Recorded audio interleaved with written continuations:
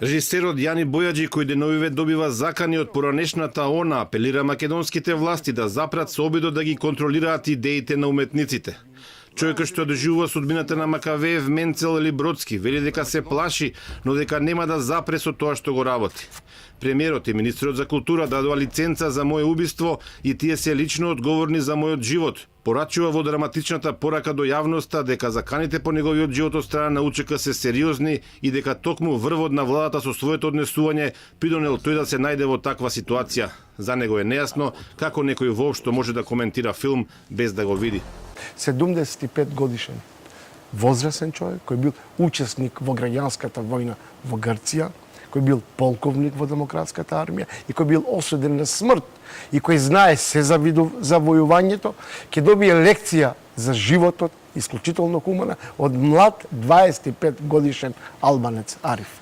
Бојаджи немал намера да навреди никого, но нема ниту обврска како уметник, никому да се извинува за неговата уметност, затоа што тој не зборува за народ или нации, туку за поединци, а луѓето што ги навредуваат албанците треба да се бараат на друго место според него. Во 1933 година така почнале работите со Хитлер во Германија. Значи, прво ќе ги забраним уметниците, на крајот ќе заврши со евреите. Така наивно почна и таа приказка. Сега, јас само размислувам, Горан, ако министер за култура јавно кажува со соопштение издадено во недела, индикативно. Значи вонредна ситуација. Да, тоа е вонредна ситуација. Ние во војна ли сме, не разбирам. Во кој кажува дека ќе донесе закон со кој ќе ги контролира и идеите со кои ќе се занимаваат уметниците во иднина. Тоа значи дека тој ќе донесе закон во кој ќе има список за тоа со какви идеи и теми може да се бават уметниците во земја. Ова е официјално соопштение на Министерството за култура на Република Македонија, земја која претендира и сака да стане членка на Европска унија. Филмот Другање со Христа на режисерот Јани Бојаджи ја освои наградата за иновација на филмскиот фестивал во Монтреал. Филмот е во француско-македонска и грчка копродукција.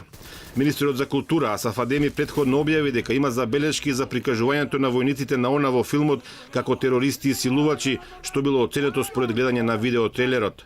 Од култура стигна и најава дека во иднина ќе се работи на закон со кој ќе се регулира што се не може да биде предмет на филмски и други уметнички остварувања. Министерот за култура Асаф Адеми вчера не дојде на дебатата на оваа тема во отворено на Алфа, а поканата не ја прифати ниту Абедин Зимбери, екс-командант на УЧК од Липково, кој поради филмот нема да работи на мир меѓу албанците. Да одговориме на две прашања, тоа се прво